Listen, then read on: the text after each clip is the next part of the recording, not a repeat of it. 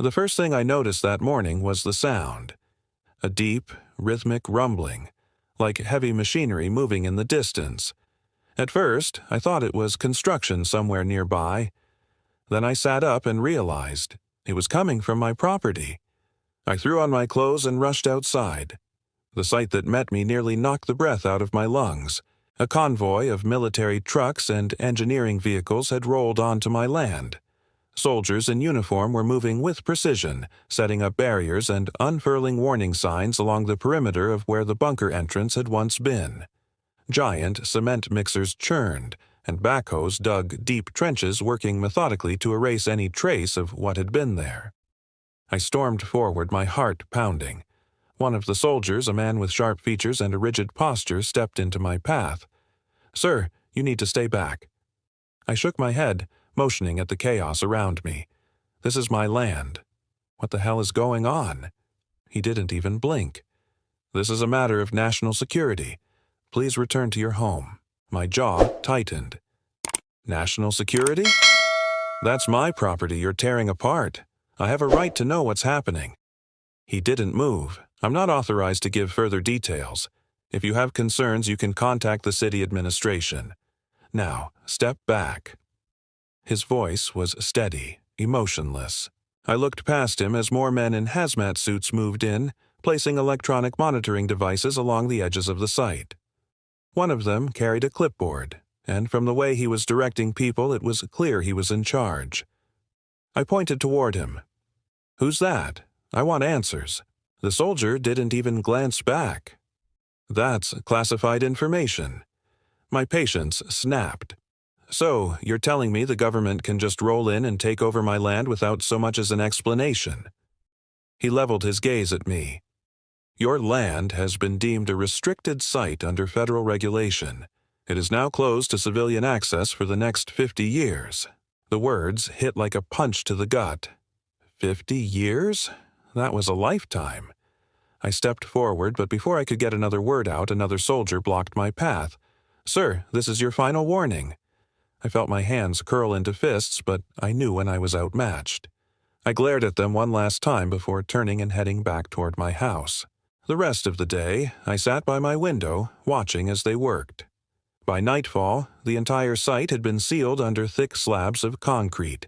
Huge signs surrounded the area now, each marked with bold red letters, "Restricted Area. No trespassing. Violators will be prosecuted." I barely slept that night. Every time I closed my eyes, I saw the bunker, the empty halls, the old equipment, the things I wasn't supposed to find.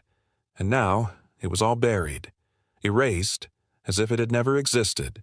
The next morning, an official letter arrived at my doorstep. An offer to buy my land. The city was willing to pay full market value, plus an added relocation incentive. I didn't even need to negotiate. All I had to do was sign. I stared at the paper for a long time before picking up my phone and dialing Rivera. He answered on the second ring. "They're trying to buy me out." There was a pause. Then his voice came through, low and serious. "That means they're scared." I swallowed. If they were scared, then I needed to know why. And I wasn't about to let them bury the truth along with that bunker. The letter sat on my kitchen table, the thick paper and official city seal almost daring me to sign. The offer was straightforward. Take the money, leave the land, and don't ask questions. But I had too many already, and I wasn't about to walk away just because they dangled a check in front of me. I called Rivera again that morning, and this time I could hear the tension in his voice before he even spoke. They don't throw money at problems unless they need them to go away fast. That means whatever was under your land, they can't afford for it to come out. I exhaled, rubbing my temples. Then we need to figure out what it was. The first step was seeing how deep this went. I spent the next few hours looking through old records, searching for anything that might explain why my property had been turned into a restricted site overnight. The county office had zoning records, but none of them showed any indication that my land had ever been marked for anything other than private residential use. That changed when I looked at older files. A few archived documents referenced my land as part of a much larger federal holding. one that had been decommissioned decades ago. The name attached to it? Western Defense Infrastructure Project. It sounded like a generic bureaucratic label, but my gut told me otherwise. I took screenshots of everything, backing them up in case they conveniently disappeared later. That afternoon, I stepped outside and saw something new. A white SUV parked just far enough down the road to seem like coincidence, but close enough that I knew better. Someone was watching.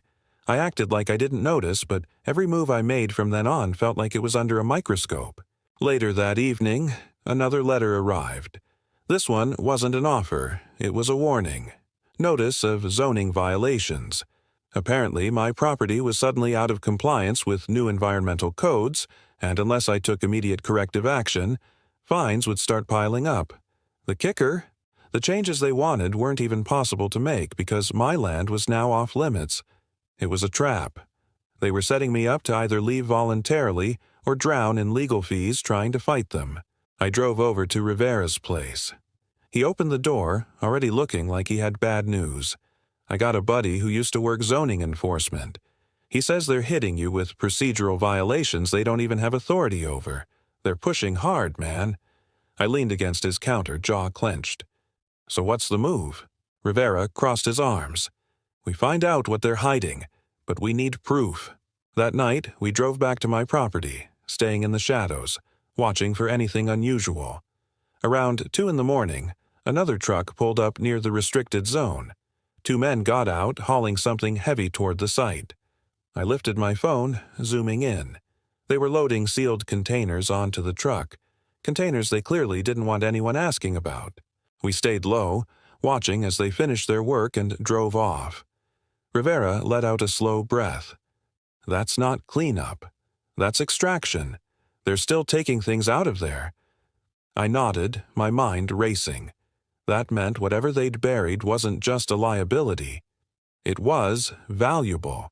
The next day, I confronted the city officials handling my case. I demanded an explanation for the zoning violations, the forced land buyout, the sudden presence of federal agencies on my land. They gave me the same rehearsed answers: environmental hazards, public safety, classified security concerns, all meaningless phrases designed to shut down further questions. When I pushed harder, their tone shifted. Mr. Bishop, refusing this offer isn't advisable. We're giving you a way out before this becomes a bigger problem for you. The man in front of me was too polished, too careful. He wasn't just a local bureaucrat. I recognized the look. This was someone who had given this speech before. I stepped closer. And what exactly happens if I don't take your generous offer? He smiled, but there was no warmth in it. Then we start treating this like the security risk it is. And I promise you the legal battles will be the least of your concerns. The threat was clear. I walked out without another word. But now I knew one thing for certain. Whatever was under my land, it was important enough that they were willing to break laws and ruin lives to keep it hidden. I wasn't about to let them get away with it. The next few days were a blur of frustration and mounting pressure. Every time I tried to push back, they pushed harder. More fines appeared in my mailbox, each one more absurd than the last. The city claimed my property had structural concerns that needed immediate remediation, yet I wasn't even allowed to set foot on the land to address them. The homeowner association, which had mostly ignored me before, suddenly took an interest in every little detail of my house and yard. Notices for lawn maintenance violations, unapproved modifications, and even complaints about noise levels piled up. It was a coordinated assault, and I knew exactly why. Rivera called me late one evening, his voice tense. They've been busy.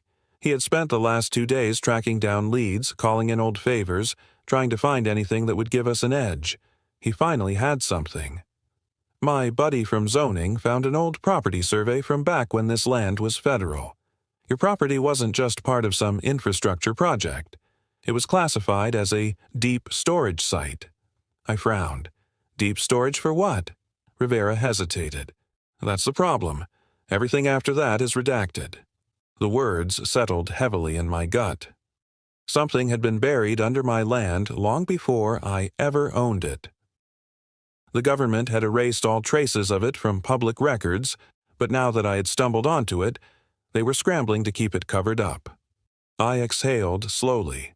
They're still moving things out. We saw those containers.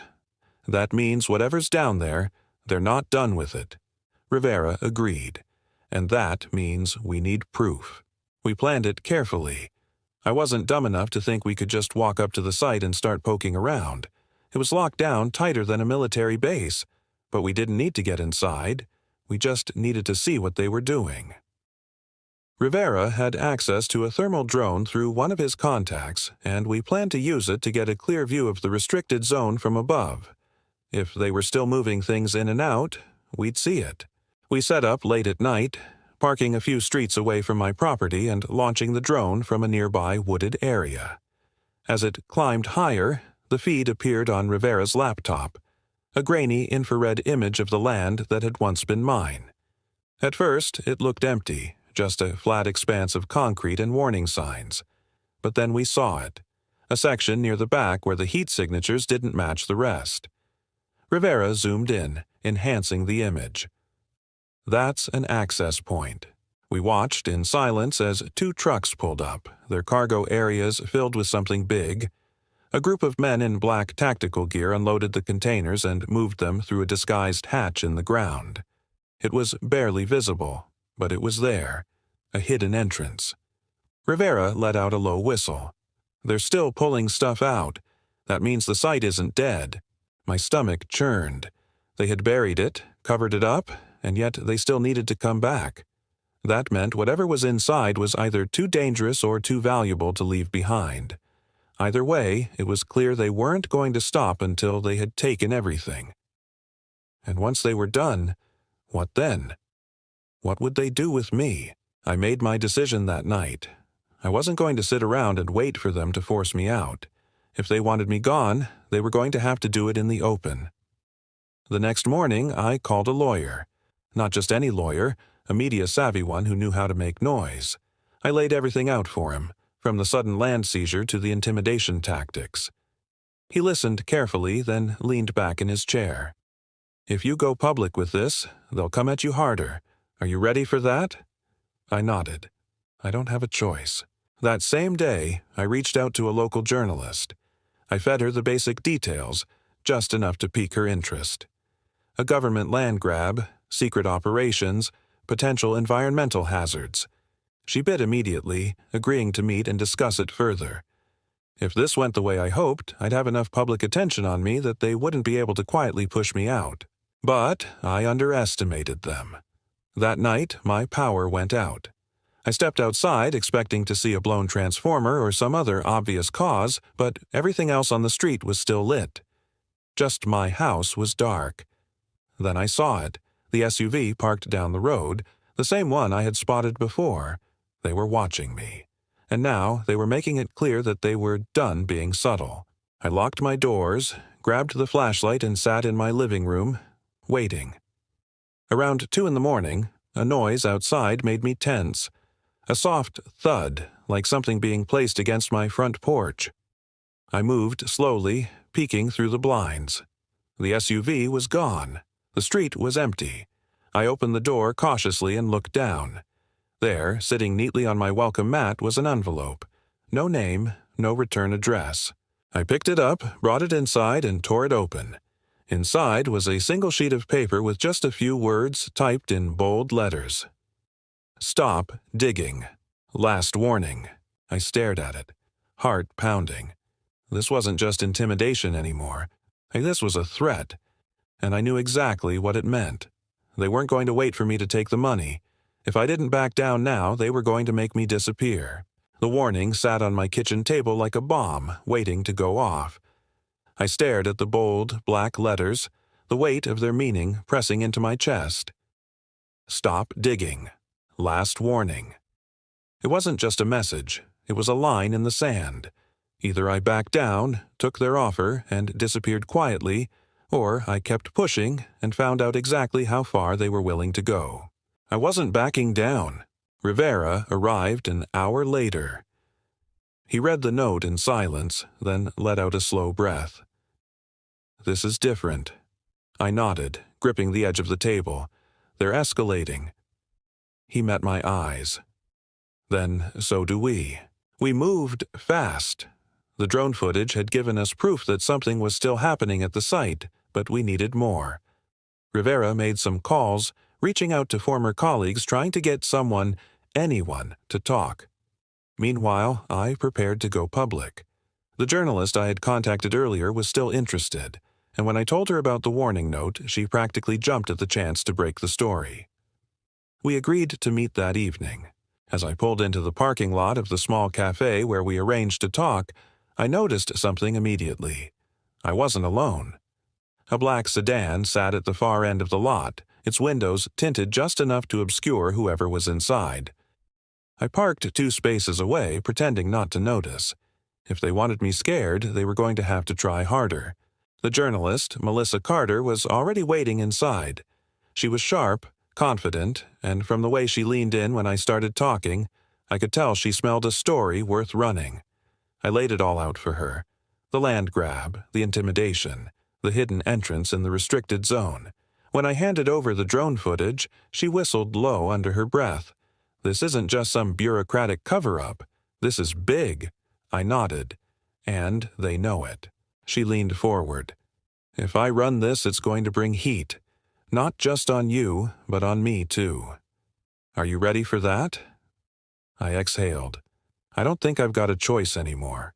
We shook hands before parting ways, and as I walked back to my truck, I noticed the black sedan was gone. That worried me more than if it had still been there. When I got home, Rivera was already waiting. He had something. He dropped a file on my counter, pages filled with redacted lines and declassified documents. I got this from a guy who owed me a favor. Took some digging, but we have a name now. Project Sentinel. My pulse quickened. That was the same name we had seen on the walls inside the bunker. I flipped through the pages, my eyes scanning for details. Most of it was blacked out, but one section stood out. Classified military research, restricted access, containment protocols. I frowned. Containment? Rivera nodded. "My guy says this wasn't just some old Cold War project. Whatever they had down there, it wasn't normal infrastructure. It was something dangerous, maybe even unstable." My stomach turned. That's why they're still pulling things out. They're not just hiding it. They're cleaning it up. Before I could respond, my phone buzzed. "Melissa."